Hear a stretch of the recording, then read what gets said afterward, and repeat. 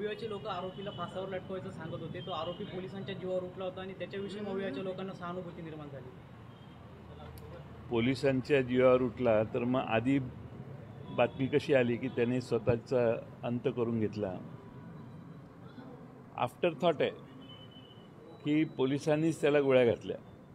त्यामुळे दोन पोलिसांच्या मध्ये बसलेली व्यक्ती पुढच्या पोलिसाचे रिव्हॉल्वर काढून घेऊ शकते आणि त्याच्या गोळीबारामध्ये त्यालाच शेजारचा माणूस ज्याने गोळ्या घातल्या त्याचंही ट्रॅक रेकॉर्ड बघा, त्याचंही नाव शिंदेच आहे, त्याचं ट्रॅक रेकॉर्डही बघा। पण अक्षय शिंदे यांचं समर्थन विरोधी पक्ष करत नाही, त्याला फाशीची शिक्षा व्हायला पाहिजे अशी तेव्हाही आमची मागणी होती, कालपर्यंत होती, आता त्याचा अंत झाला आहे। पण त्या नावाखाली हे दुसरे दोन घटक जे आहेत, पोलीस ज्यांची जबाबदारी होती FIR दाखल करून घ्यायची आणि जी संस्था चालक आहेत त्यांच्यावर तर कारवाई करावीच लागेल।